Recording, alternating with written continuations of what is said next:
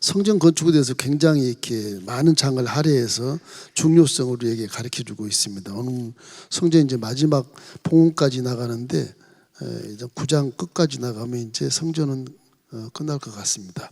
오늘 388강째인데 성막과 성전의 의미를 잠깐 상고해 보도록 그렇게 하겠습니다. 찬송가 183장입니다.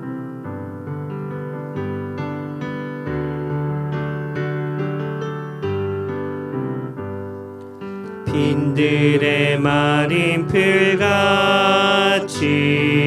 시들인 나의 영혼, 주님이 약속한 성령 간절히 기다리네. 감미로움에 마린 땅에 단비를 내리시듯 성령의 단비를 부어 새 생명 주옵소서. 이 성전을 솔로몬 성전을 지을 때 구약에 나타난 이 성막, 이 성막을 하나님이 이렇게 주셨는데 이 성막에 근거해서 성전을 짓는 거예요. 우리 교회도 그런 근거로 다 지은 겁니다.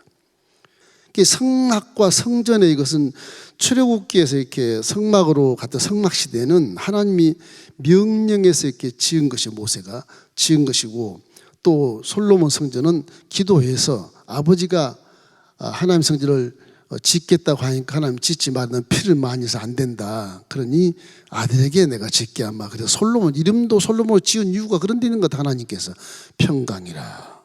하나님 마음을 얘기하는 거예요. 평강. 하나님 마음을 갖는 자가 지어야 된다, 그런 뜻입니다.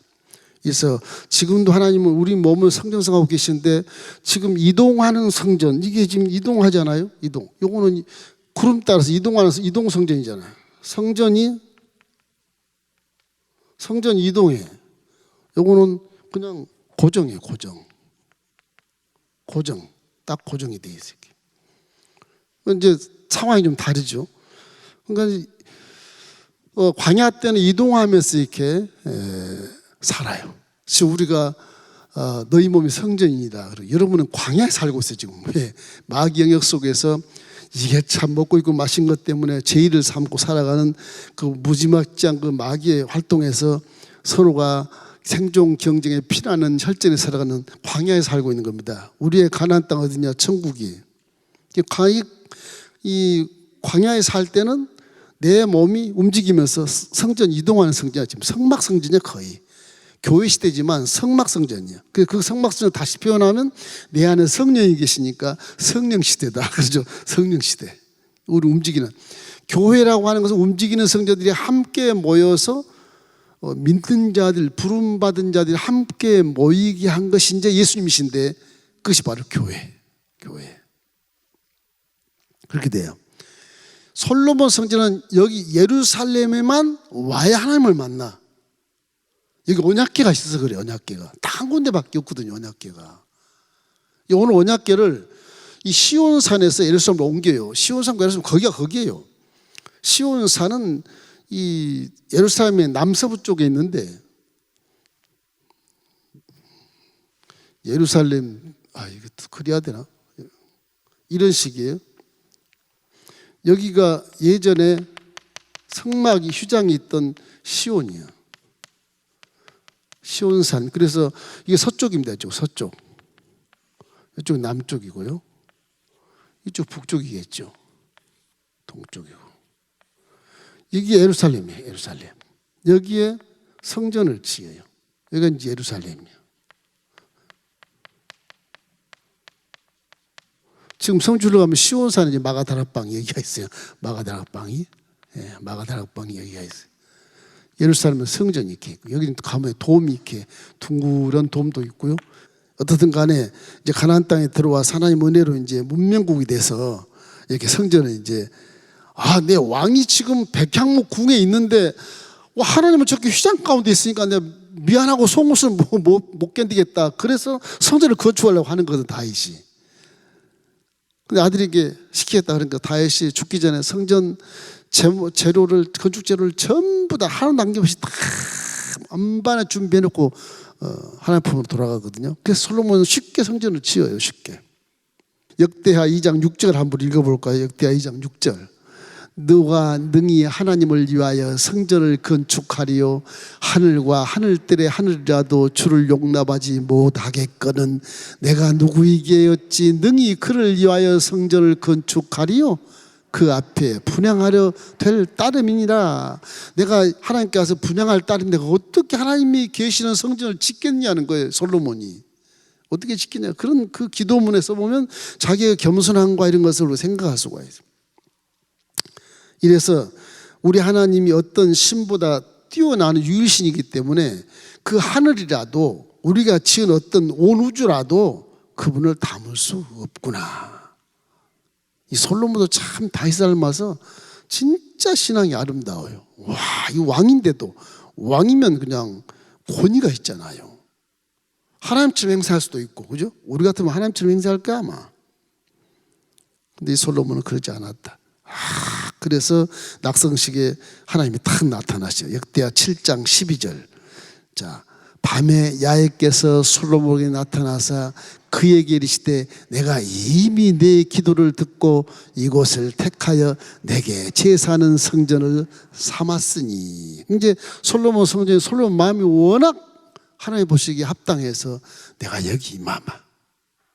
여기 임했었는데 내가 움직이지 않고 그냥 여기 임하마. 그래서 이스라엘이 저렇게 세계 지구촌에서 가장 으뜸가는 지역이다. 그렇게 왜 하나님 계신 언약궤가 거기 있으니까. 언약궤를 여기 시온산에 이게 다윗성이거든요. 이게 다윗성.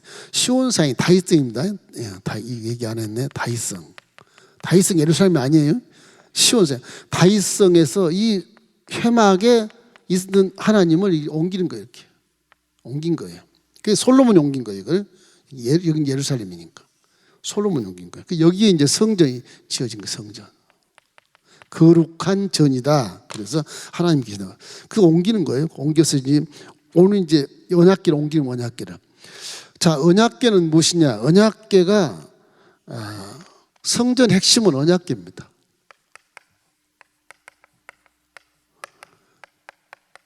핵심은 중심이란 말이에요. 핵심은 언약궤.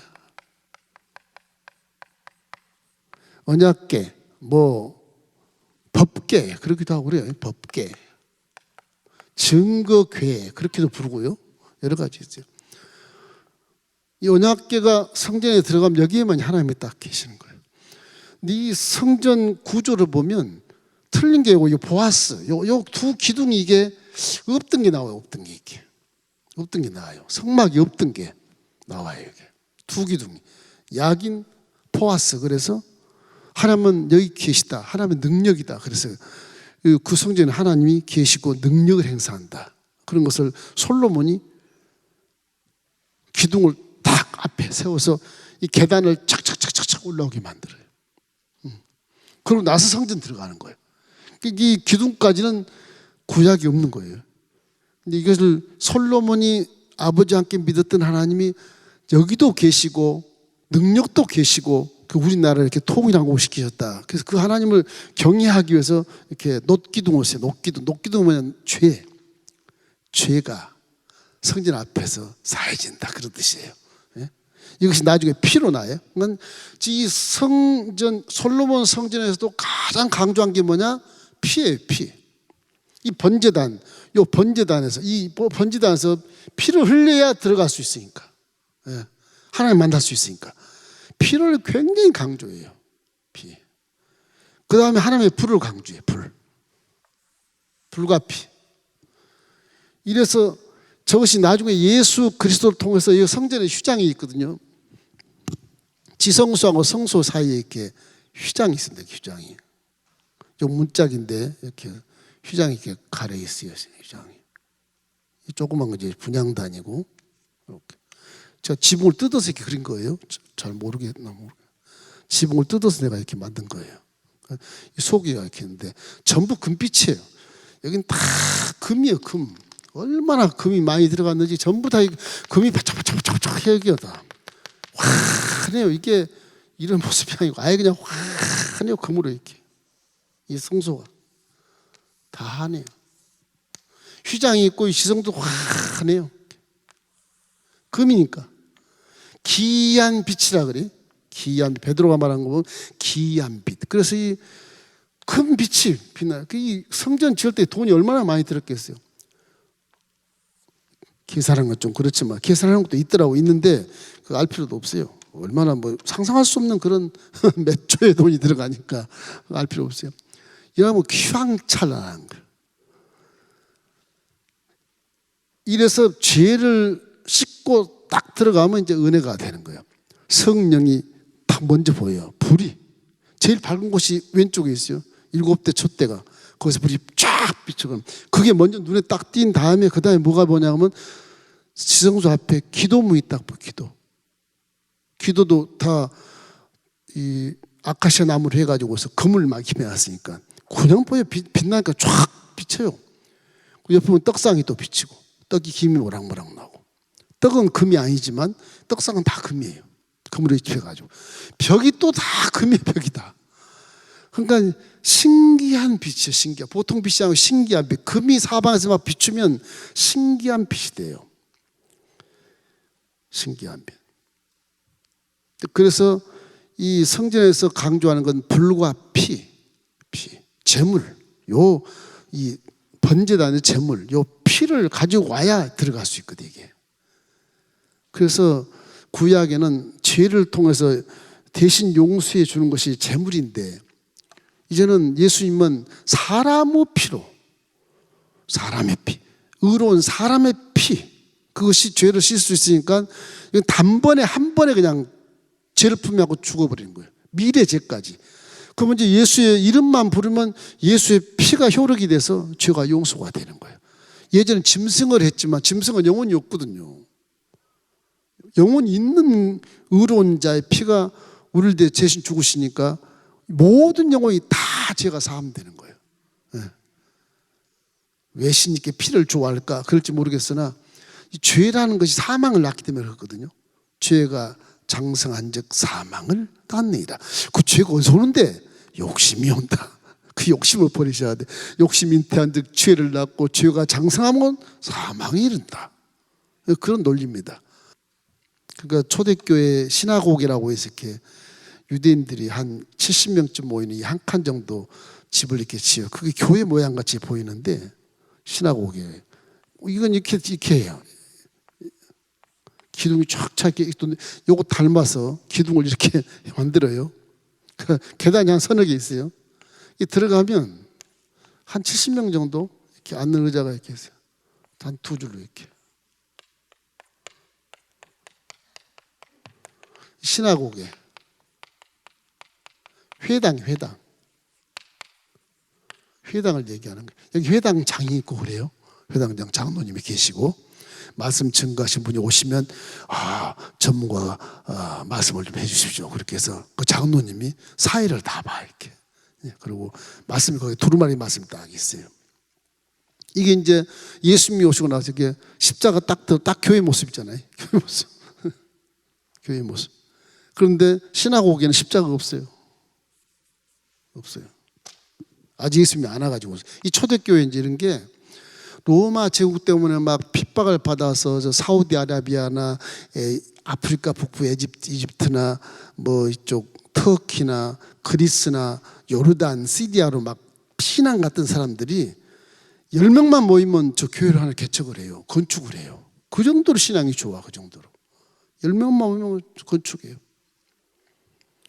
근데 교회 역사가 성막의 종교 시대에서 성전의 종교 시대로 오고 회당 종교 시대가 또 와요. 이 회당 종교 시대. 그 다음에 이제 교회가 와요. 그 다음에 이제 교회라고 하는 이 교회 종교 시대가 온 거예요. 교회가. 이 역사가 쭉 나오는데 그것이 근거 없는 게 아니고 다 이렇게 근거가 맞아떨어져서 교회가 이루어지기 때문에 우리 교회도 다락방에 여기는 3층이지만 그래도 우리 교회도 기도 다락방 12개가 있고 10명 한 다락방에 한 서너 개 있고 그렇습니다. 그 하나님의 성전에서 기도를 해야 되니까. 지금 우리는 여기 기도하는 번제단이 없잖아요. 번제단. 그래서 성전에서는 이제 번제단이 있지만 이거 왜 그러냐면 이게 금이 많지 않습니까? 금이 사학자가 얘기한 얘기예요. 성수익인 거 모르겠지만 번제단 제물을 드리고 있는데 이 안에 금이 엄청나다고 이게 전쟁만 나면 성전을 부시려고 그래요. 금 때문에. 느부갓네살도 바벨론 신바벨론 있을 때 느부갓네살도 이스라엘 여성 공격해가지고 금잔 다 가지고 가잖아. 금 100개 가지고 막 다 가지고 가요. 100개 가지고.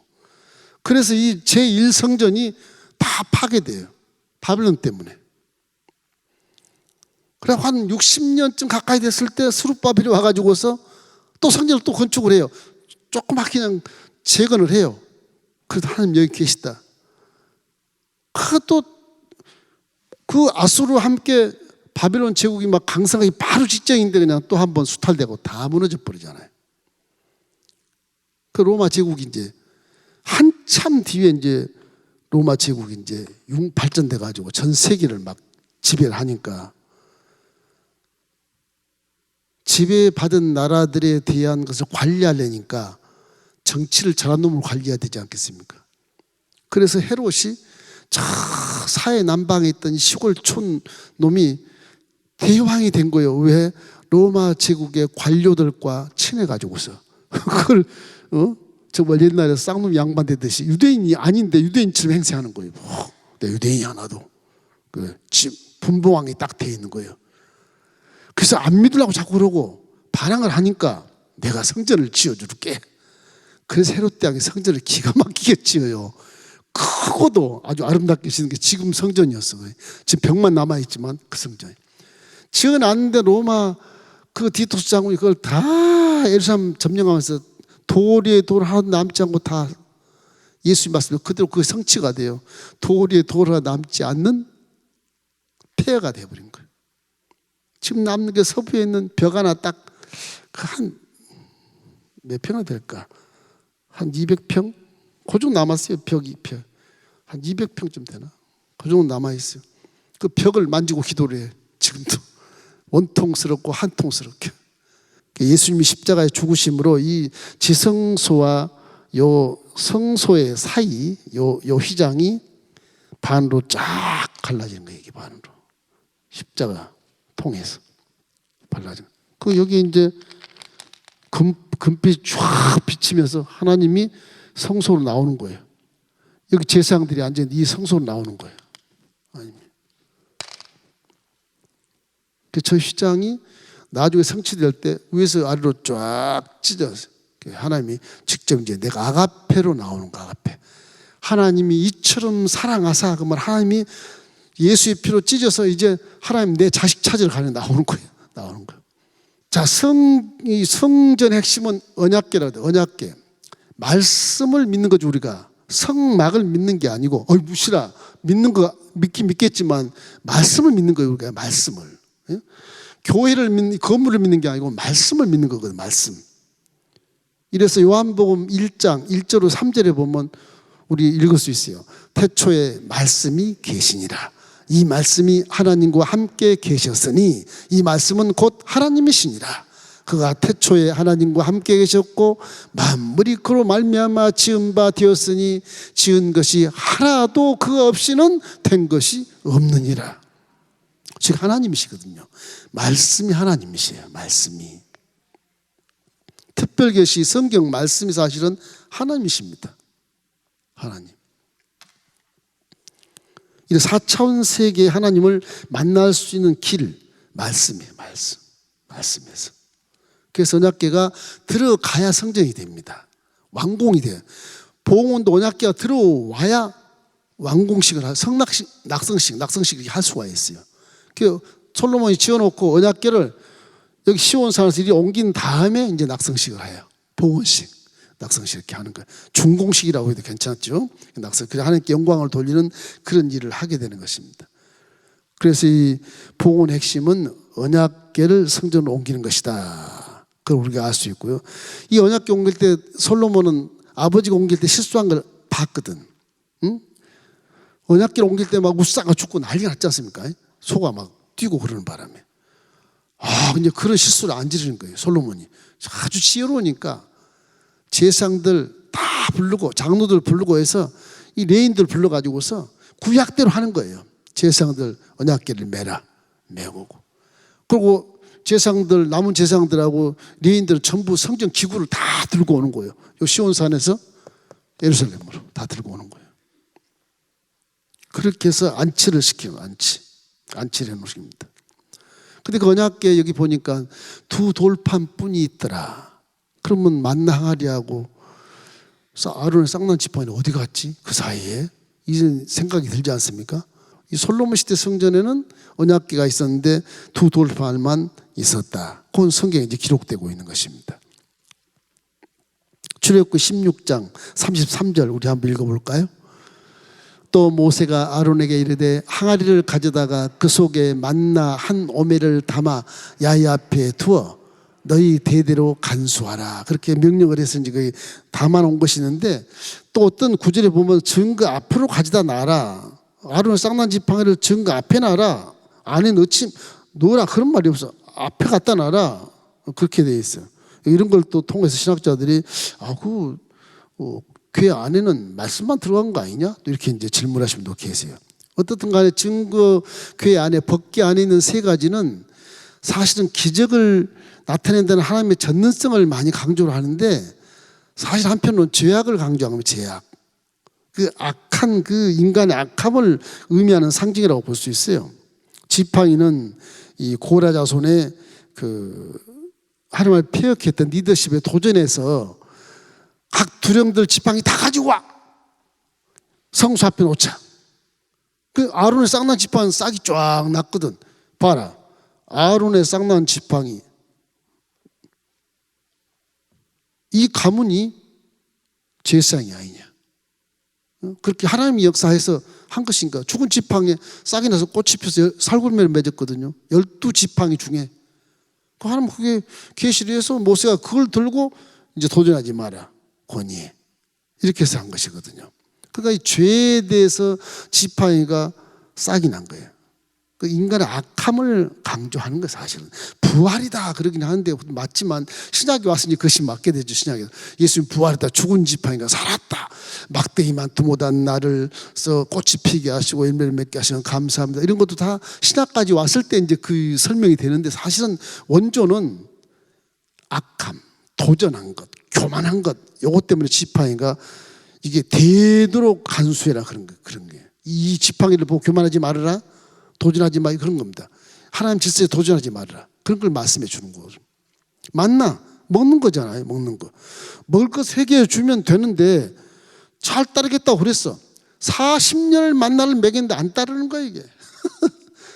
날마다 밥을 3끼를 주는데도 말씀을 순종을 안 하는 거예요. 원망하고 불평하고.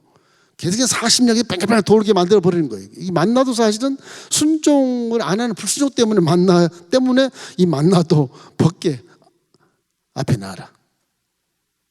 순종하라는 거 사실은. 일용할 양식을 주님이 다 주신다. 그런 의미가 이제 신약에 와서 있지만 구약까지 보면은 이 만나 항아리도 사람의 악함, 불순종을 말하는 거예요, 사실은. 그 신약과 구약의 의미가 이렇게 연결은 되지만 해석상의 문제가 생기게 돼요. 2 돌판은 말할 것도 없이 10계명이 죄를 짓지 말라. 그 10계명을 준 거 아니겠어요? 응? 그런 거죠. 2 돌판이 하나님의 능력이다 그렇게 주는 게 아니거든. 이 돌판의 계명을 잘 지켜라. 전부 인간의 죄, 인간의 악함, 인간의 욕심, 인간의 불순종에 대해서 법궤 안에 그게 다 들어가 있어요. 사실은. 지금 신약시대 그렇게 해석을 해야 맞아요. 거기에 이제 조금 한편으로 편견으로 치우치면 아론의 쌍난 지팡이는 부활을 의미하는 것이다. 부활이다. 그렇게 얘기하고 그것도 영적으로 맞는 얘기지만 좀 프로테이로 따지면 희박합니다. 만나 일용할 양식을 주시고 믿기만 하면 복 준다. 그렇게 설명하고 2 돌판 말씀이 전능한 능력이다. 그렇게 설명하신 분도 많이 계시죠. 그러나 예수님께서 오시면 지금 법궤 없잖아요. 이 성전에 법궤 없어요. 지금 이스라엘 법궤 없어요. 온 데가 사라져 버렸어요. 법궤가. 왜 사라졌을까? 찾아도 못 찾아 지금 고고학자들이 법궤를 없어요. 어디가 있는지. 그렇게 하나님을 경외하고 말씀에 순종한 이스라엘 백성들이 법궤 날아가면 찾아야 되잖아요. 관심이 엄청나거든 그게. 예루살렘 성에 법궤가 딱 있으면 예루살렘 이게 지켜지는 것이거든. 그 정도로 중요성을 가진 핵심적인 그런 하나님의 모습인데 그걸 없어졌다는 게 말이 돼요? 스스로 없어지는 거예요. 왜 그랬을까? 예수가 내려온다 이제. 예수가 내려온다. 그래서 지금 예수님 내려도 이분이 메시아인지도 모르고 앉아 있어요. 유대교는. 우리가 전도에서 한 13% 정도가 지금 기독교가 되어 있는데 이스라엘도 13% 그 정도 예수가 메시아입니다. 그 정도 알고 있어요. 나머지는 뭐 87%는 지금도 유대교예요. 유대교. 안 그러면 이슬람교. 그래서 이스라엘까지 우리가 전도해야 마지막 때가 온다 그런 사람도 있어요. 그런 사람도 있는데 사실인지는 모르겠으나 하여튼 미전도 종족이 다 복음을 들을 때는 오겠죠. 이스라엘뿐만 아니라. 자, 이 관계에서 솔로몬이 그 기도하는 모습을 생각하면 솔로몬의 기도를 생각하세요. 솔로몬의 기도는 성전은 기도하는 집이라는 것을 얘기하는 겁니다. 그냥 와서 뭐 찬양하고 뚱땅 말씀 듣고 그냥 뭐 놀도 간다. 뭐 성도의 교제가 있고 봉사헌신 뭐 이런 게 있다는데 그보다 여기는 기도하는 곳이 기도하는 곳. 그래서 예수님이 성전 청결할 때 회초를 들고 비둘기 파는 자, 환전한 자 뭐 다 쫓아내잖아요. 제사장까지 막 그냥 후드를 펴잖아요. 왜 착복하느냐 그래가지고. 이 집은 내 아버지 집은 기도한 집이라 막 그러잖아요. 기도하는 곳이죠. 솔로몬 기도가 얼마나 감성적인지 몰라요. 솔로몬이 성전 옮긴 후에 하나님 영광이 가득했을 때 야 여기가 이제 하나님이 계신 곳이구나. 그래서 막 감사기도가 넘치게 돼요. 솔로몬 두 가지 기도를 합니다. 예전 내 아버지 다윗에게 약속하신 것을 지켜주십시오. 그런 기도를 해요. 솔로몬이 참 어린아이 같이 기도해요. 지혜롭게 하는 것인지 이제 장년이 되고 이제 왕이 됐는데도 아버지를 자꾸 존중하는 거예요. 아버지를. 효가 지극한 자예요. 서자인데도 진짜 솔로몬은 이 천륜을 어기질 않아요. 이렇게. 아버지를 그렇게 내세워요. 우리 아버지. 내 아버지 하나님. 막 내세우는 거예요. 왕상 8장, 오늘 8장 25절을 한번 읽어보십시다. 이스라엘의 하나님 야훼여 주께서 주의 종 내 아버지 다윗에게 말씀하시기를 내 자손이 자기 길을 삼가서 내가 내 앞에서 행한 것 같이 내 앞에서 행하기만 하면 내게서 나서 이스라엘의 왕위에 앉을 사람이 내 앞에서 끊어지지 아니하리라 하셨사오니 이제 다윗을 위하여 그 하신 말씀을 지키시옵소서. 하나님께 지켜달라고 그래요. 아버지께 말하면서 그대로 지키셔야 됩니다. 언약이니까 지키셔야 됩니다. 이렇게 말하는 거예요. 그 왕인 아이가, 왕인 어른이 하나님 딱 봤을 때 너는 다 성장해서 온몸이 다 기능을 회복하고 어른인데도 불구하고 아이처럼 나를 잘 섬기는구나. 솔로몬에게 복을 부어주는 거예요. 복을. 그래서 어린아이 같이 섬기라 하는 것도 예수님이 하신 말씀이잖아요. 우리가 정신 연령이 이제 높아져서 이게 어른이 됐는데 예수님은 어린아이 같은 믿음을 자꾸 강조를 해요. 어린아이는 계산하지 않지 않냐? 단순하지 않냐? 아버지, 할아버지, 내가 뭐 하나님도 모르고 막 달라져서 끌어안지 않냐? 이런 거 순수성. 사람들이 세상 살면서 나이가 먹어 순수성이 사라지잖아요. 계산하고 막 눈치 보고 경계하고 따지고 이런 거 신앙에는 필요 없다는 거예요. 계산하지 말고 순수한 마음으로 솔로몬처럼 어린아이 마음으로 그냥 내 가슴에 팍 달겨 들으라는 겁니다. 그거를 믿음으로 생각하는 거예요. 그래서 아버지 다윗에게 약속하게 지켜달라는 그 기도 얼마나 어린아이 같아요. 어른이 창피하지도 않나 왕이? 근데 백성들 앞에 보이는 앞에서 그대로 기도해요. 둘째 하는 건 뭐냐? 종이 백성들이 성전을 향하여 드리는 기도를 응답해 달라는 거예요. 백성들이 이 성전에 하나님이 계시니까 이 성전에 계신 하나님께 향하여 기도하면 죄를 사해 주십시오.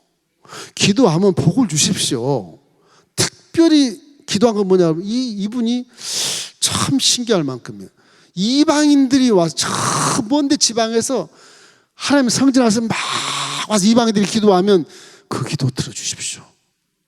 그게 특별한 기도예요. 이 참 신기한 양반이에요.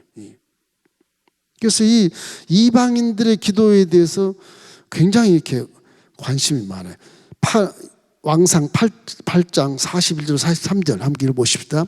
또 주의 백성 이스라엘에 속하지 아니한 자 곧 주의 이름을 위하여 먼 지방에서 온 이방인이라도 그들의 주의 크신 이름과 주의 능한 손과 주의 펴신 팔의 소문을 듣고 와서 이 성전을 향하여 기도하거든 주는 계신 곳 하늘에서 들으시고 이방인이 주께 부르짖는 대로 이루사 땅의 만민이 주의 이름을 알고 주의 백성 이스라엘처럼 경외하게 하시오며 또 내가 건축한 이 성전을 주의 이름으로 일컫는 줄을 알게 하옵소서.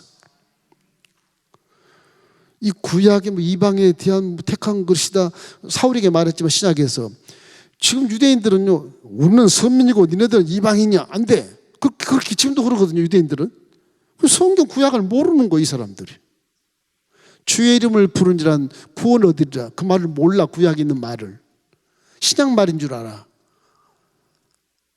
우리에게는 신약의 사도 바울이 그 국회의장이고 바리새인이고 선생님 그가 랍비가 구약에 능통한 바리새인이 부활한 예수를 만나서 이거 3일 금식하는데 아나니가 목사에게 안수해 주라니까 아나니가 안 한다 그러잖아요.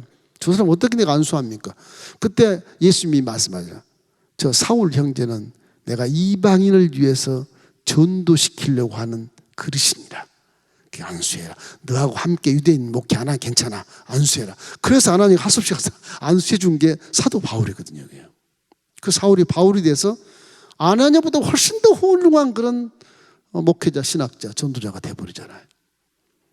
구약에 다 되는 거예요. 그래서 이 사도 바울이 이걸 들어서 예루살렘 공회에서 말합니다. 구약에 누구든지 예수를 믿으면 구원을 받는다고 그랬다. 터키 사람들 목매달은 거 먹고 이단처럼 행동을 해도 예수를 시인하면 형제자매라고 해야지 그걸 왜 따지냐는 거예요. 근데 이제 베드로야 열한지자는 따지는 거예요. 할례도 안 받는데 어떻게 그 형제자매를 그럴 수 있어? 이게 율법까지 따지는 거예요. 할례를 안 받았는데 어떻게 형제자매를 부를 수 있냐? 그럼 가서 할례를 시키든지. 그래도 유대인이 아니지 않냐? 서민이 아니지 않냐? 그래, 그것 때문에 논쟁이 벌어져서 이제 1차 종교회의가 초대교회에 생기는 겁니다. 예루살렘에서.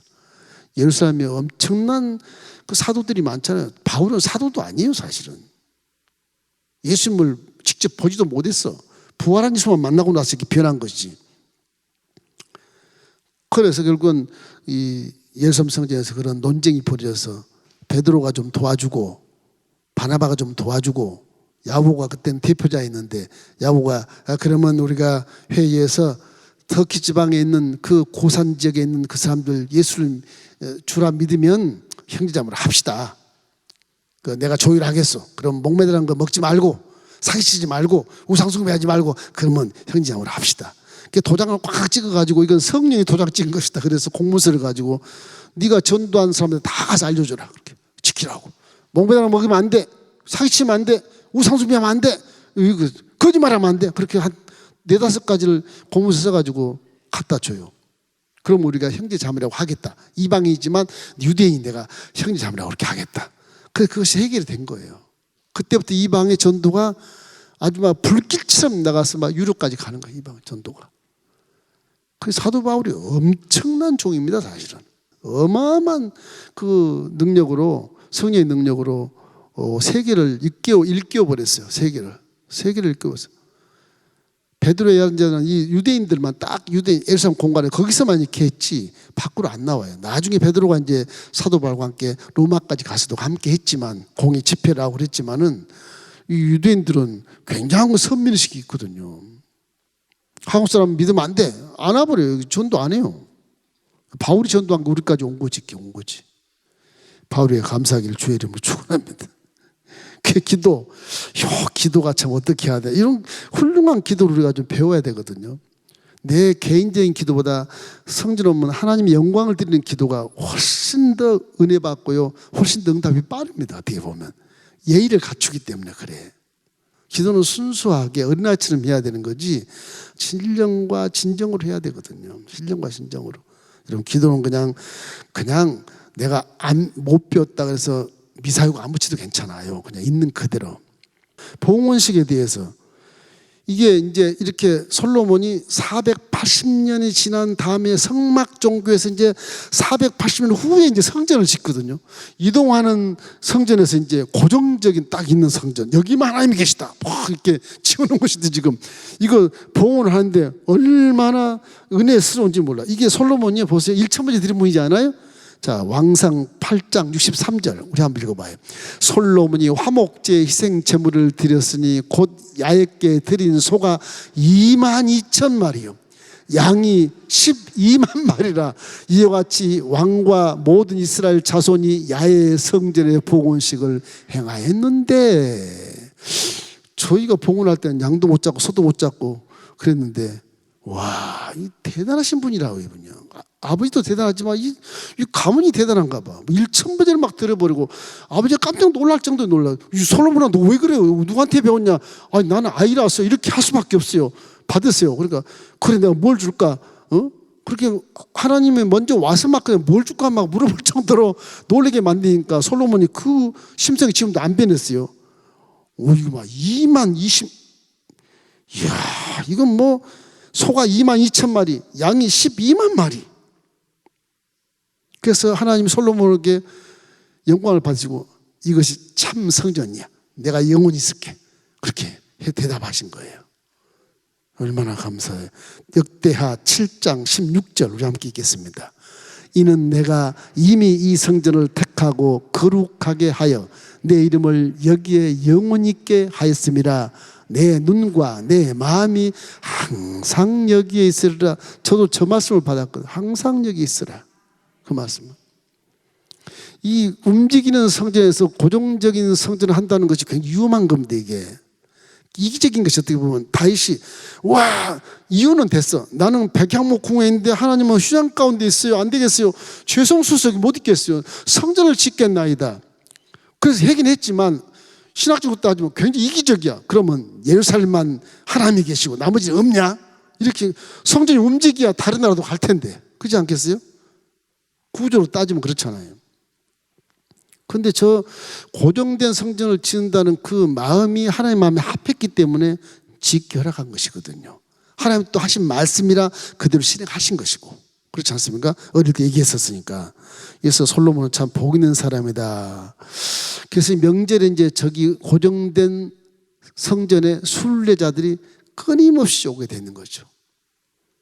저것이 이제 기초가 돼가지고 마호메트교도 저 사우디아라비아 메카에 딱 놔두고 일생에 한 번은 가야 돼. 메카를 한국에 있다가도 사우디아라비아 가야 돼. 이슬람교도 거기가 알라가 있으니까 그런 문화가 형성된 거예요.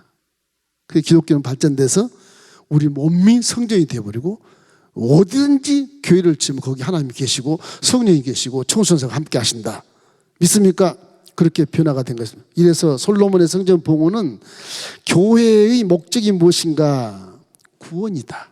어느 나라에 있든지 교회는 하나님 임재하시고 구원의 방주로서 역할을 하는 것이다. 그걸 알게 해주시는 것이고, 나라 민족 열방이 하나님께 예배하기 위해서 교회를 지어놓은 겁니다. 성전을. 하나님 예배를 받기 원하신 분이고, 네 내 피조물이 모르냐? 불신자들 넌 내가 만든 피조물이야 모르냐? 모르니까 인사도 안 하고 가버리잖아요. 우리 민자를 통해서 전도해서 다 백성이 다 와서 하나님 앞에 와서 무릎을 꿇고 예배하는 것을 위해서 교회가 성전이 세워진다. 이 교회 세워질 때 기도하는 게 기초기도입니다. 이 지역 주민들이 이 교회를 바라보고 다 와서 아버지께 무릎 꿇어 예배하게 하소서. 그거든요. 이 교회 와서 뚱땅 뚱땅 나만 잘 살고 우리끼리만 잘 살고 그런 건 아니에요. 선교와 이런 구원의 구령열을 불타기 위해서 교회가 세워지는 것입니다. 여러분 항상 우리 마음속에 이러한 근거를 보면 와, 이렇게 뭐 근거가 뭐 거의 다 착착 들어맞지 않습니까? 그건 만든 게 아니거든요. 그러니까 이 성전을 이렇게 성경을 이렇게 읽고 여러분이 믿음을 가질 때 말씀은 그냥 믿고 그냥 순종하는 게 좋아요. 그게 좋아. 신상 이거 따지지 마세요. 그냥 순종해버려. 그냥 그게 복을 받는 지름길입니다. 할렐루야.